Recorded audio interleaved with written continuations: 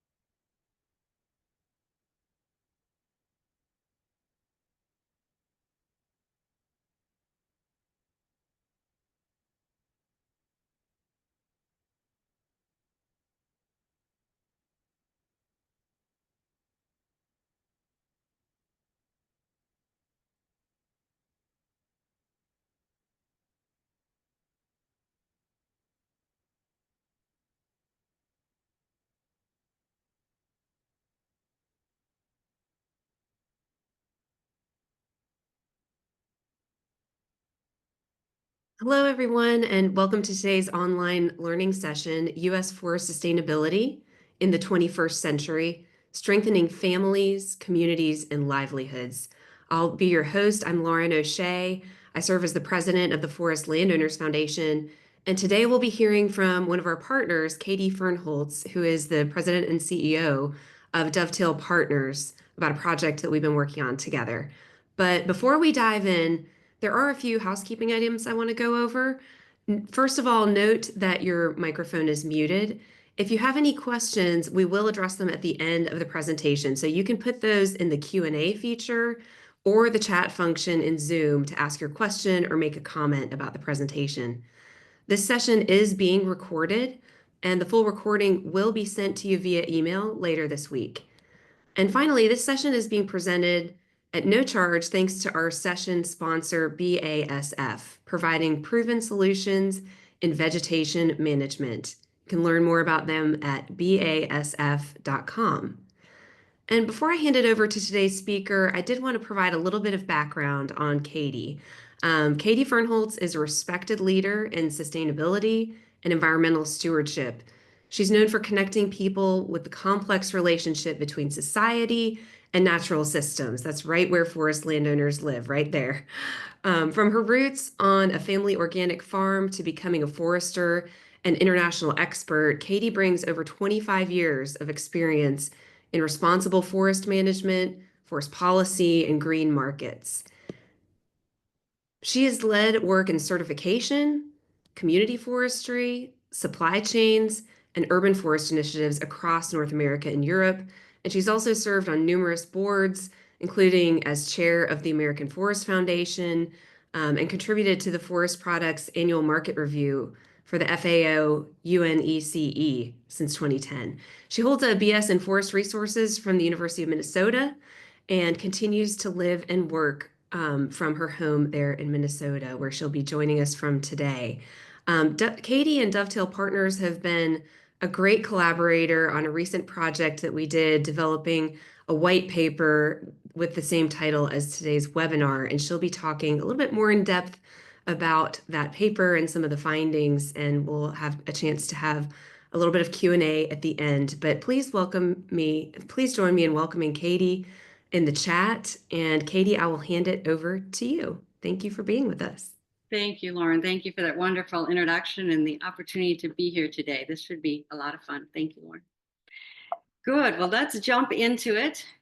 So we're talking about forest sustainability. Just a little bit of background. Again, thanks to the Forest Landowners Foundation, and of course, the Forest Service for the opportunity to collaborate on this project here with Dovetail.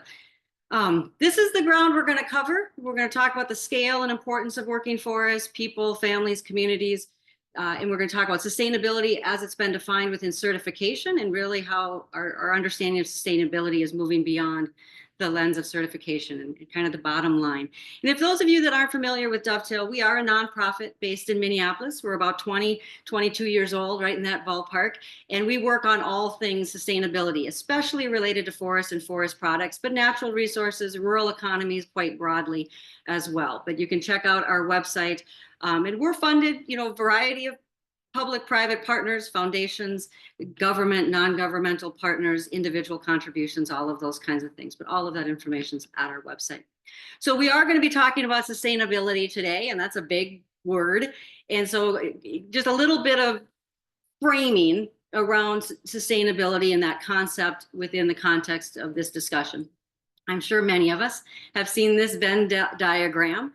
And it's just a reminder that sustainability always includes these three components, the three-legged stool, some people will say, but economics, environment, society. So or economics, environment, and sometimes it's social, environmental, and economic considerations, but these three dimensions.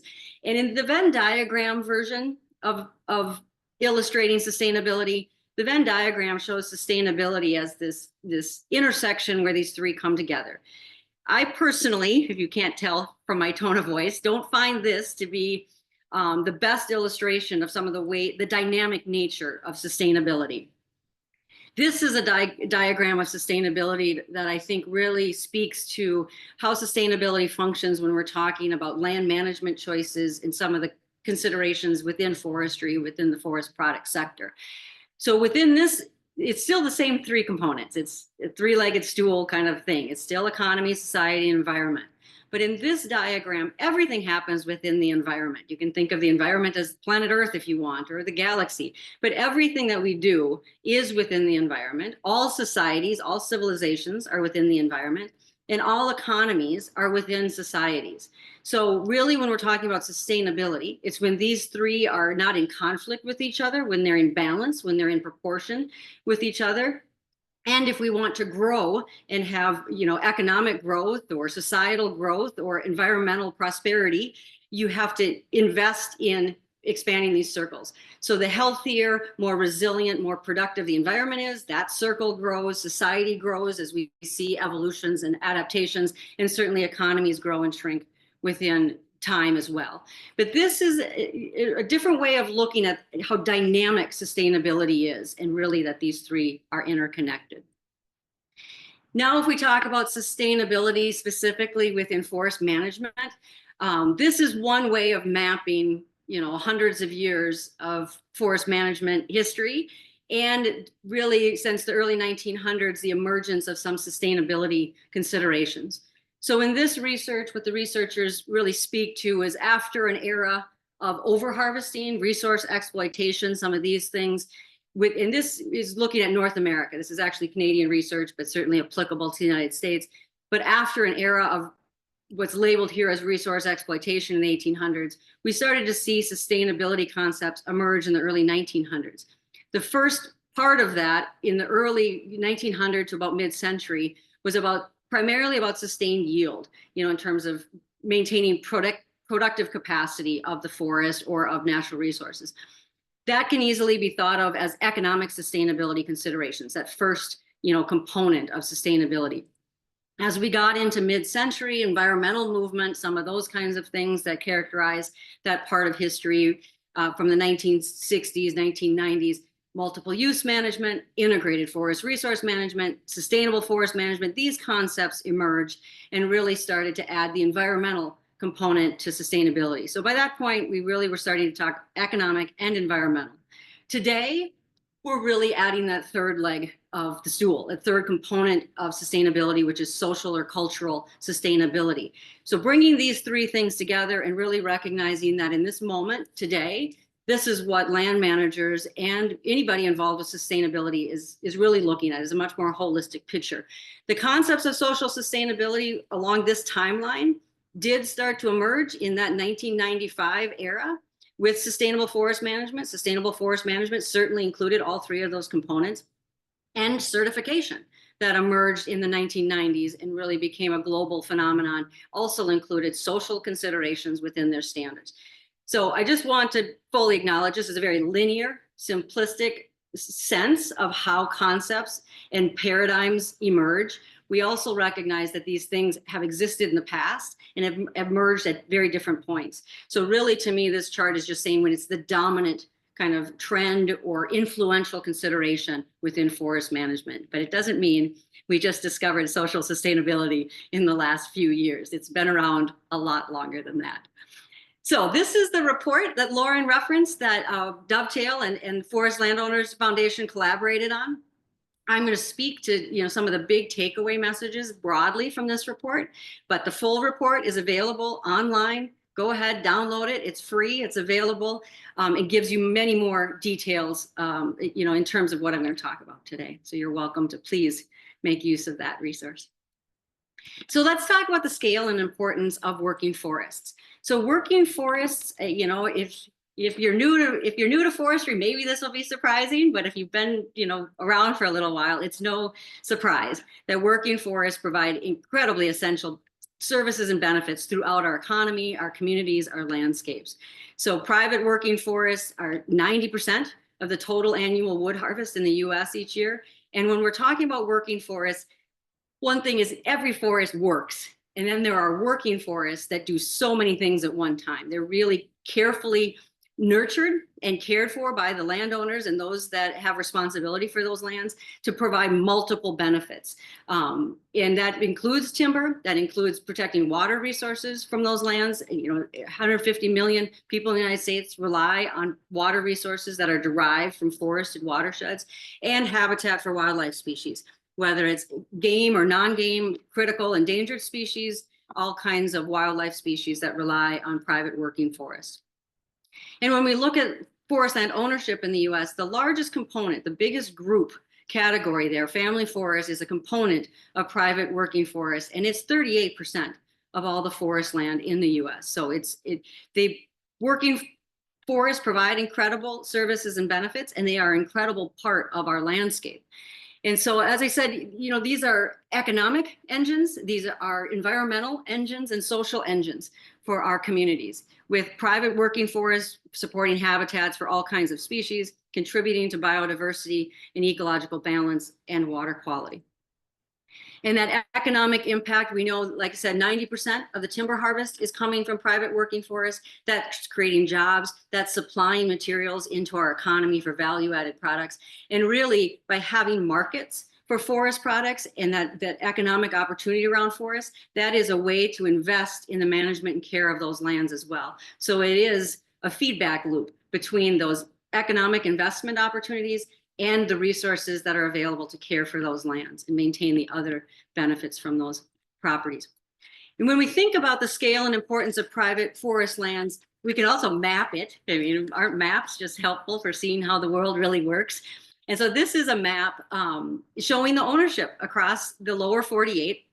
And what you see here are these various categories of ownership: family ownership, corporate, timber investment management organizations, real estate investment trusts, other private lands, federal, state, local government, and tribal lands. And so you can see there's a diversity of land ownerships across this landscape.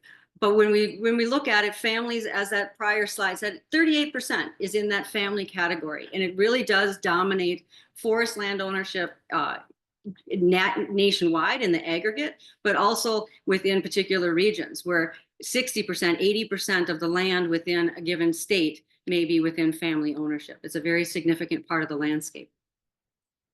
So let's talk a little bit more about people, families, and communities and this social dimension of forestry and forest sustainability.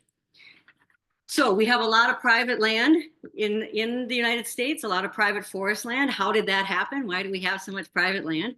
Well, there's a whole bunch of reasons for that. One of the big reasons, of course, is federal policy. Federal policy influences a lot of what happens across the nation. And the Homesteading Act had a huge influence on land distribution and why we see the ownership patterns we see today in terms of 38, 40% private land ownership. So the states shown in brown all participated in homesteading at different times. And the impact of the Homesteading Act, 4 million claims for property that was being distributed by the federal government. Over 270 million acres, 10% of all US land was impacted by the Homesteading Act policies. And that policy was in place for 123 years. From Lincoln all the way to Reagan in terms of the presidents that oversaw homesteading. Homesteading included or continued into Alaska in the 1980s. And even today, there are 93 million descendants of individuals, families that benefited from the Homesteading Act. So it really has a direct influence in terms of the experience we see, the land use patterns that we see across the country today. And with the Homesteading Act, it was around for more than 100 years. It went through many different iterations and some slight differences over time. And it was a primary way that European immigrants during that time period gained access to land in the United States. And it's one of the reasons we still see some dominant patterns of European descendants, white Americans that own forest land in the United States. About 97, 98% of the forest land in the United States is owned by people that identify as white. And we're going to talk a little bit more about that as well. Because one of the things is the Homesteading Act distributed land. It favored European immigrants. It did not technically discriminate on race or gender, but we'll talk a little bit about that as well in terms of just there were barriers to participation for other identities. But all of that homesteading land was also not just sitting there waiting for European immigrants, it was indigenous land. And so the federal policy of distributing land through the Homesteading Act was the flip side of the federal policy of taking land from indigenous nations. And so we know that across these borders within this landscape, about 600 indigenous tribes have been identified with relationships with this land that go back thousands of years, forever, and greatly predate the European contact and the impacts that we've seen in more recent centuries. So this is an important part of social sustainability and the history of the relationships between people and place and communities and land and societies and forests that are part of this landscape. And because we can see over time too that direct intersection between these federal policies of taking land, stealing land, breaking treaties with indigenous nations, and distributing that land in other ways to favor the expansion of agriculture and some of the other federal goals that occurred during the homesteading era. One of the key tipping points within that, between the conflict or the trade-offs, just the different things that were happening in federal policy. We had the Homesteading Act that started about the same time as the Dawes Act, that really was about distributing indigenous lands very differently with allocations and these kinds of things being done differently to break up indigenous lands. And we can see the direct impact on that in the landscape as well and through our shared history.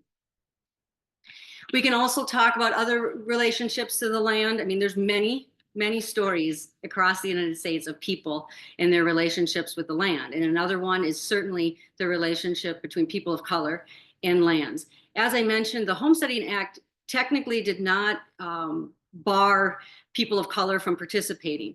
And so emancipated freedmen emancipated slaves, people that were descendants of emancipated people could participate in the Homesteading Act and did in large numbers. It's also true that there were barriers and there were people that were European immigrants in some instances were quite strongly favored, and people of color were discriminated against in terms of accessing homesteading claims. But there were many people that participated in homesteading and other ways of accessing land. And so by the 1920s, 4.5%, almost 5% of US farmland was in African-American hands, with African-American or people of color as the farm operators. And so there was a time when quite a bit of land was being distributed that way. But we know that ownership has not been retained. So over the last 100 years, declining from about 5% Black farm ownership operations to less than 2%.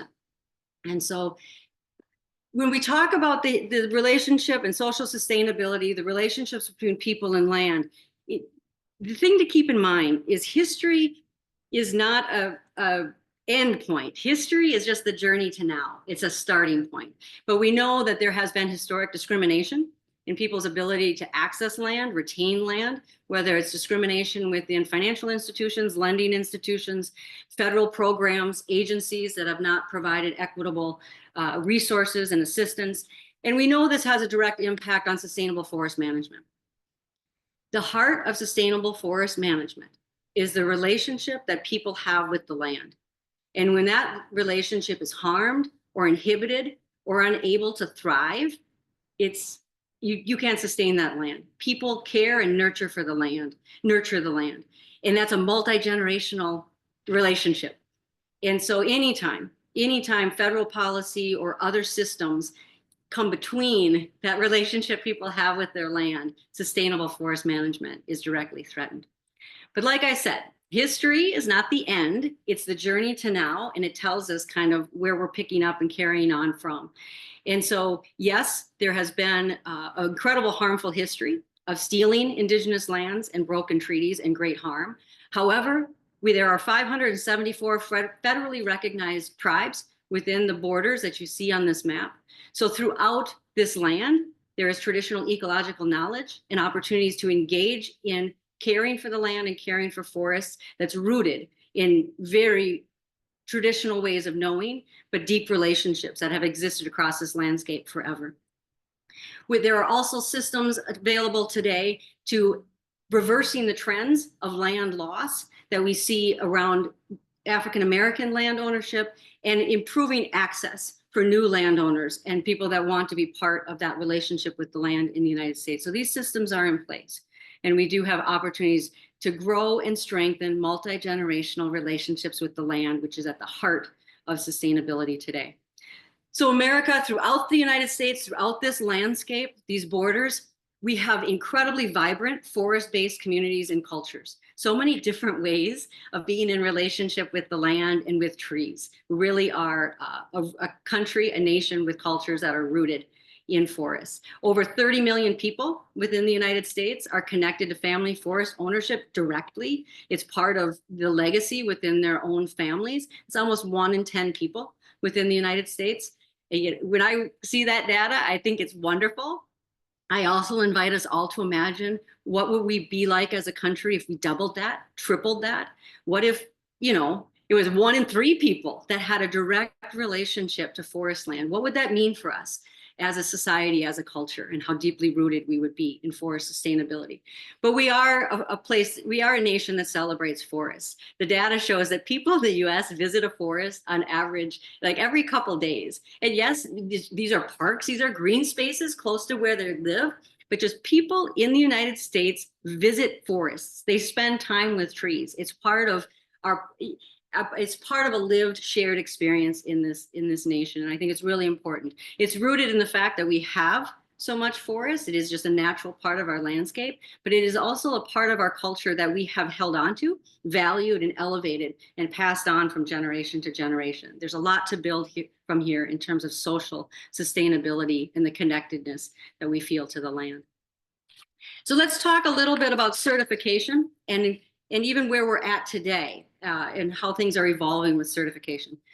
So third-party forest certification emerged in the 1990s approximately as a strategy for verifying sustainability, especially in the marketplace, to be able to label wood products coming from sustainably managed forests and identify them so that the marketplace could reward those behaviors.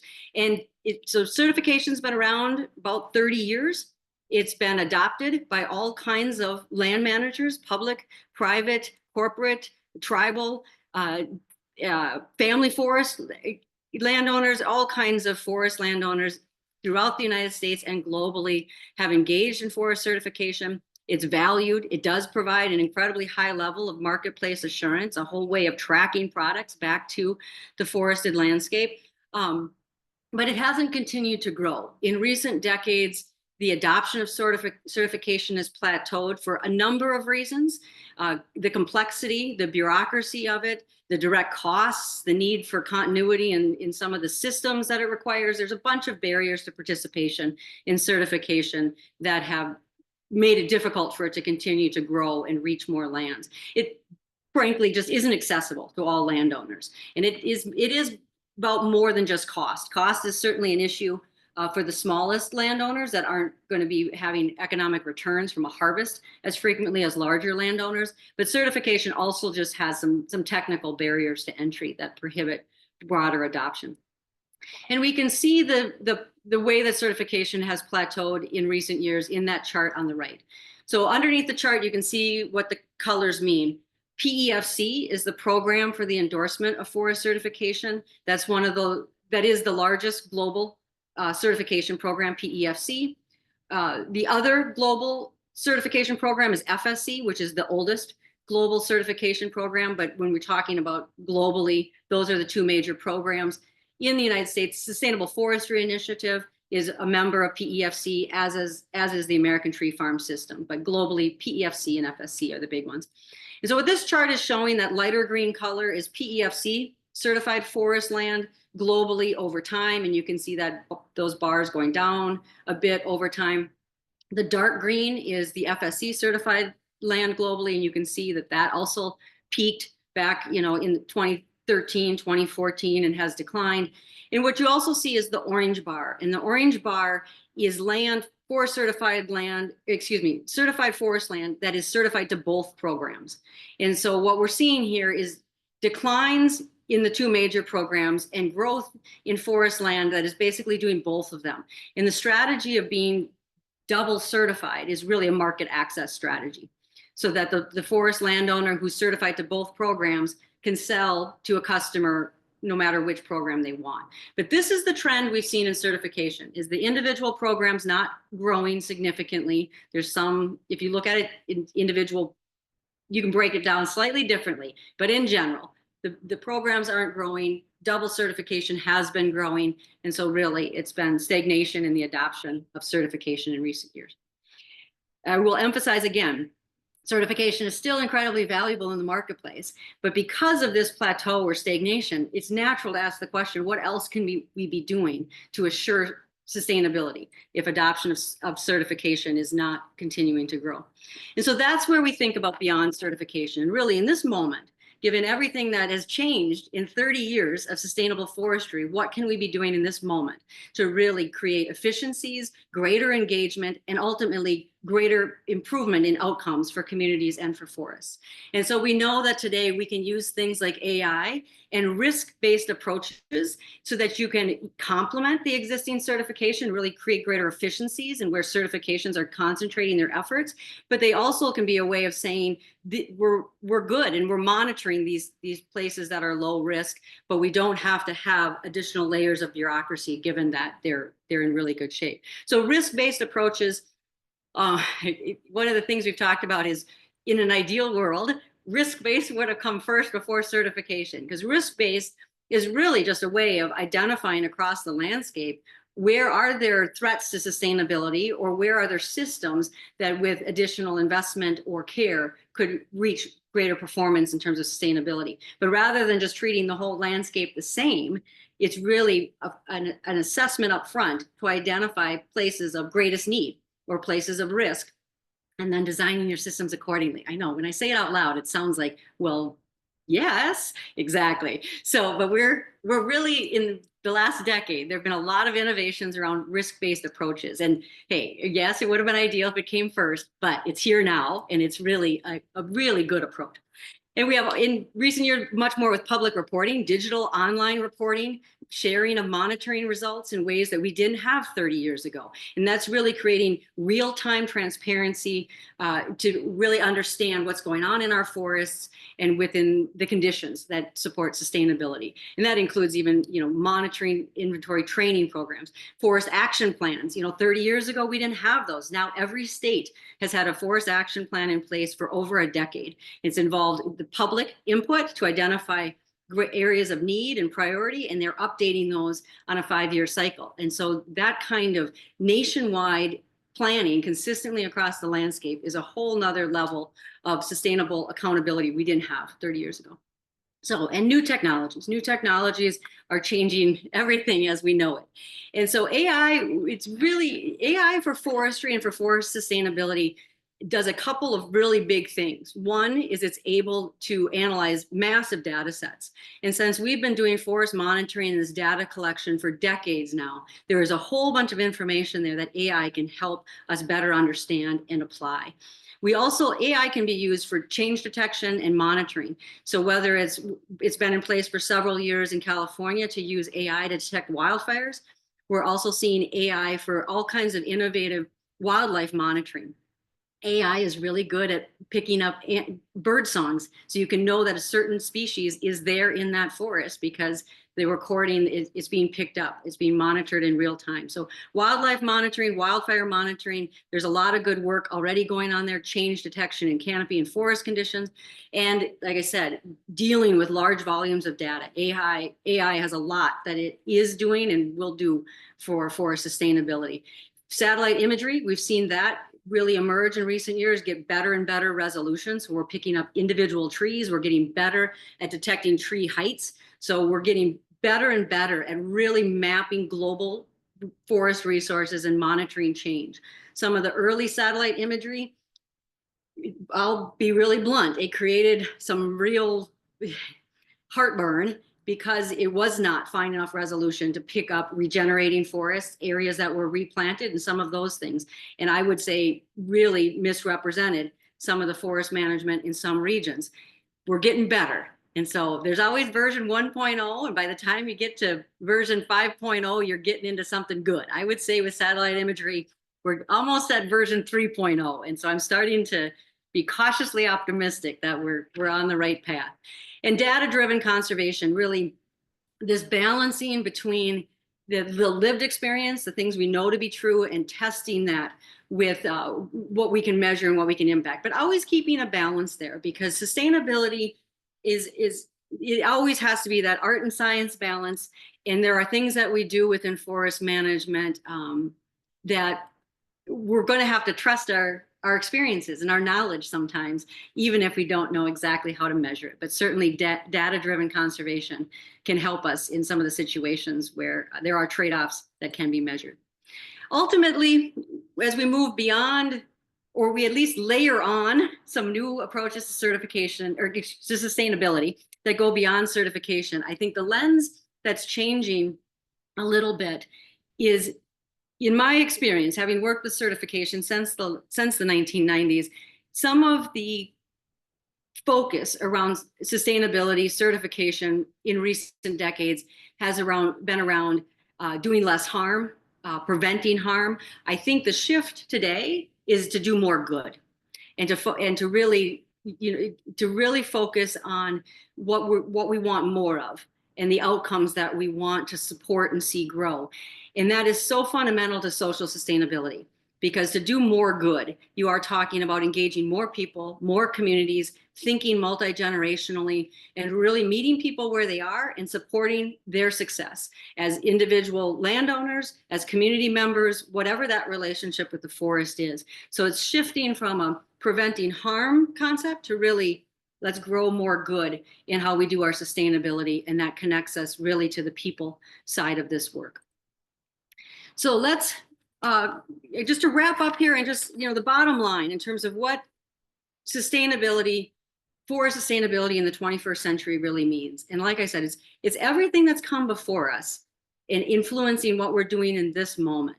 And I go back to this idea that 30 million people in the United States are already connected to family forests, and inviting us to imagine, how do we make sure we don't lose any of those connections, make sure that people that are in relationship with the land can hold on to that relationship, can pass that relationship on in their families or within their communities. And ultimately, how do we grow that? How do we get even more people connected to the land, whether it's direct ownership or through other forms of having access to it, caring for and nurturing that land? Maybe it's community forests, maybe it's other ways in addition to family ownership, but really building the number of people that feel that connection to the land and are part of that. So that part of the outcome of that then for sustainability is just elevating the importance of forests within the United States and all of the benefits that they provide for wildlife and recreation, for timber products, for clean water. When there's more connections with that land, and then there's more opportunity for us to value and invest in those benefits and services that we rely on. It's much harder to restore those benefits and services if we lose that connection. And the forest, it has to be restored from a degraded condition. So recognizing the health and the positive opportunities we have right now within our forest and really maintaining that and growing that. And that's through the community engagement, sustainable practices, and that relationship that family forests have. We also know in terms of sustainability in the 21st century that we are in an incredible time of demographic change. The data that started last year, we're at peak 65, 12,000 people in the United States turning 65 years old every day. So 4 million people per year hitting that magical number. And that rate will continue through about 2027. So we know that in this time period, all kinds of individual choices are being made. People are they're entering new stages of their life. They're thinking about their legacy. We will see land changing hands, incredible land transfers occurring. So this is a particularly important time to look at that aspect of the connection between people and land, and that multi-generational aspect of that, which is right at the core of social sustainability, is really how families and communities are planning as they go through these next chapters. And so we know that we need to see knowledge transfer. We know we need to see this happen within families around their land. We also need to see knowledge transfer occur within the forest and wood product sector. We're going to see a lot of retirements in our sector as well. And so the knowledge, people that have been caring for, being forest managers, have worked in forest products companies for generations, making sure knowledge transfers from generation to generation, that long-term sustainability goals that have been set continue forward, and that the next generation sees some continuity and is able to put their next touch on how those sustainability goals are reached. And a lot of this is community work, because the trends that we're seeing around demographics and land transfer affect the entire community. They're not just limited to the forest sector. These are really shared experiences across communities. And we know that this is also a time where there is a great deal of interest in economic investment with local economies, diversifying jobs, creating high quality jobs within communities, natural resource based and green jobs, and creating pathways for people that want to be in this type of work to be able to achieve that goal for themselves. So creating opportunities for stewardship of the land and for the products and services that come from that land, every ecosystem services all the way through to all the products that we derive. This is really an important moment in sustainability to bring together the environmental, economic, and social goals that we have. And finally, it really is, when you bring all of that together, it also brings us to some of the big, broader challenges, in terms of the needs that we have for essential community resources, even things like housing. We know throughout the United States, there are needs for housing that supports first-time homeowners, also empty nesters, people downsizing, all kinds of different housing needs in this moment. And so that can be met in part with local and sustainable forest products from well-managed forests. We also know that there are needs right now around innovative approaches to education and human health needs, and really the ecological sustainability within our green infrastructure too, stormwater management, green spaces, all of these kinds of things. So Forests are very much a personal relationship for a lot of private landowners, but it connects all across the landscape, all throughout the communities into all of these other opportunities as well. So really seeing those connections and supporting the win-wins across these needs. Oops, good. So I just want to, just to wrap up in terms of, in some ways, there are a whole bunch of challenges with forest management. I mean, we see pressures for land use, we see insect disease, invasive species, management challenges, economic challenges. There are challenges in forest management, and that it's important to acknowledge that. And that's one of the reasons why sustainability is more important than ever to navigate those challenges.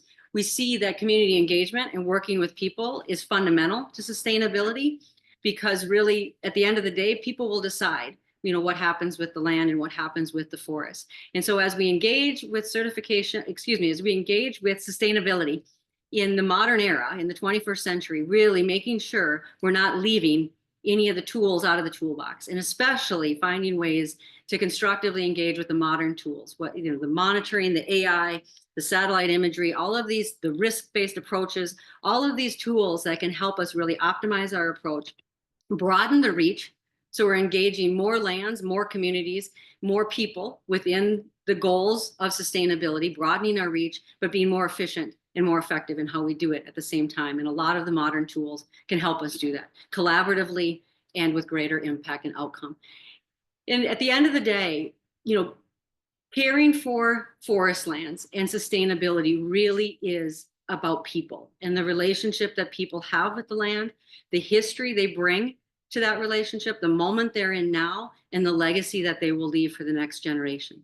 So as we look at sustainability today, in this long continuation of what sustainability has meant, this is the moment to really focus on people and communities and what they need to get from where we are to where they want to be for their legacy and for the next generation.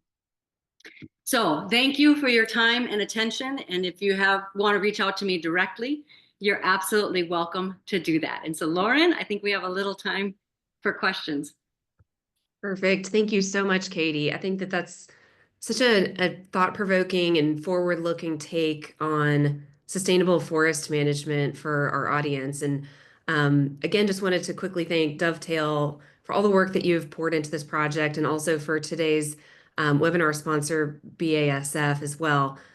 So for any of our attendees, if you have questions or comments, we invite you to put those in the Q&A or in the chat as well. And while we give you some time to do that, Katie, I did have one question for you. When we're thinking about the intergenerational transfer of land and knowledge and tradition, stewardship, land ethic, all of these wonderful things, what comes to my mind is that, the American system of private property rights helps make that possible. Mm-hmm. And a lot of comparisons are made, perhaps between, other countries where forests are owned and managed by the government versus in the United States, where, as you pointed out, it's predominantly privately owned. And sometimes the point is made that it's a superior system to have it run by the federal government. I think in the US, we can see that it has its flaws here and there. But can you talk a little bit about how that history of private property rights has led us to this place where we can pass down sustainable management practices and pride in our stewardship over generations, and how that plays a role in achieving these sustainability goals? Absolutely. Yeah, I think, that's why I think that map that shows the diversity of ownership categories is really key to understanding what sustainability means within the United States. Because I think, part of my perspective on it isn't that one of those categories is the best. It's that the diversity is what creates resiliency and sustainability. Because I think we can all easily imagine, an extreme scenario where literally every forest acre was owned by the same person. That would be completely unstable, because that one person could just change their mind at a whim, and you could see what happens on the landscape change dramatically. So I think that's one of the key factors around forest sustainability and the relationship with ownership, is having different owners that are going to have slightly different mandates or policies or objectives or economic pressures, whatever, but different objectives for their land. And by having those differences, it means whatever's happening, you're not going to see the one one thing as the outcome. You're always going to see that difference because different management is by nature more sustainable. You're going to have diversity across the landscape from that management, and that in and of itself can reach a lot of goals. Private land ownership, particularly, is a very interesting part of that because of what that means for empowering the individual to really become aware of what the options are with their land and to deeply commit to that and to be really deeply engaged. And so I think, the balance between public-private ownership, the role of tribal land ownership, by having all of those things together, we have a much more robust system. But I would definitely agree, if you took away the opportunity for individuals and families to be that deeply invested, that would be a big gap in the way that we're able to create opportunities within communities. Because private individual choice, it just creates a whole nother. I mean, when you have public land, they're kind of in a box with policy, and they can't really push those boundaries too much unless the policy allows them. With private landowners, it's just a matter of imagination what that family might envision themselves doing, whether they're going to go into maple syrup production or they're, whatever. The individual family has so much room for creativity, and so that does create an incredible entrepreneurial opportunity within land-based resources and communities. Great. We've got some questions and comments coming in the chat. There was a request for your contact information. I don't know if you want to roll back to the last slide really quickly. We did put Katie's email address in the And I chat think if as you well. scan But that, we'll I put think that that there. scan takes you to LinkedIn or something like that if people like QR codes, but email always gets to me. So, Great. Yes. And then we had a comment from David James said, good question, Lauren. It is our job, not their job. And this makes the US unique and more resilient because of that diversity that you were talking about. And then Darren Lacey says he couldn't agree more with these insights, grew up on forested property in the late 1990s, began to work in the forest industry. It was like entering into a new world. There was an invisible industry operating around me that I was blissfully unaware of. My hope is that we can spread awareness of this valuable resource so even more people can take advantage of our wonderful forests. Thanks for your contributions. I, And thi- I, I think that's so spot on. I've been in forestry over 25 years, and I can't tell you how many times in my career when I explain to people what I do, they were like, "How did you ever find that? Where is this? Why haven't I heard of this?" And I think, sometimes in forestry in the forest sector, there's a lot of talk about, oh, we're having trouble recruiting people or declining this or what. And I think one of and it's all true. It's okay. We have to look at some of the pressures and challenges that we face. But I think what's equally true is how many people, given half a chance, this is exactly what they want to be a part of. But there's barriers to that. There isn't awareness within communities. There isn't the same level of effort put in to recruiting across the landscape. I mean, we have a handful of forestry schools we've always recruited to. There's a whole bunch of other places to meet people that want to be part of natural resources. So I think if we throw the doors wide open, we might just be surprised by how many people really want to be part of this work. And I think it is just shifting our lens from a scarcity model to an abundance model wherever that opportunity exists. And I'm always careful in that language because I think we do have to acknowledge where there are limitations and where there are challenges. I'm not trying to just put on rosy glasses and make it seem like there aren't tough things we have to do.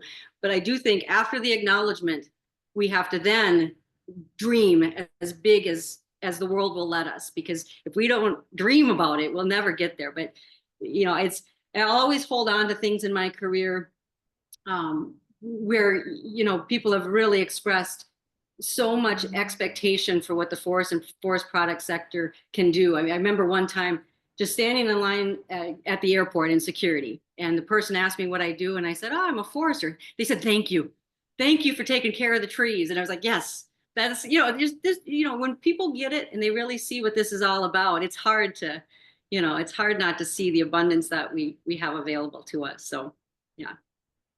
yeah, it's great. And it's amazing to me that even in those rural communities, you're growing up in that forest-based community, you're still kind of oblivious to what's actually going on Yeah. around you and how it is advanced technology wise and all of those things. So I'll bet growing up in that area in the late 1990s that was that was an interesting time to watch some of those changes happen. But um, we'll see if any more comments come in. But I think. I'm very involved at the University of Georgia School of Forestry, and it's interesting because we see a lot of students coming into the forestry program who grow up in the Metro Atlanta area. And you'd think it would be a lot more from the other parts of Georgia, but there is kind of a growing interest in this, and I think more and more people are discovering this world, and that's a great thing to see because those are people who are going to go back and talk to their families about it in Atlanta, like I do myself, and really explain to them that, it's okay to cut down a tree for a mass timber building because of this. So, yeah. It is exactly it. And I even had that trend, when I was coming out of forestry school in the 90s, I was one of only two farm kids in the class, and most of the other students had grown up in suburban or urban areas. And so I saw those conversations. They've been around for a long time in terms of meeting people where they are and what their experience has been, maybe what assumptions they might be carrying, and just being able to build off of that. Because certainly for myself, growing up on a farm, I had to learn some different things that weren't true about forestry. So it is just coming together. But I think, I mean, we know that a lot of forest owners live in urban areas. They don't live on their forest land. So there is relevance across the landscape, across all communities, urban, suburban, and rural, when it comes to caring for these resources and being, connected to them. So it's, yeah. And I'm, for years I've been involved a lot in urban forest management and especially urban wood utilization. And those are incredible bridge building when you really you just don't have these boundaries between where forestry is supposed to be happening. And forestry can happen anywhere there's a tree or where there should be a tree, but it can happen anywhere. And That's just be exactly open to right. that. Yeah. That's exactly right. So, Buck Vanderstein, great to see you.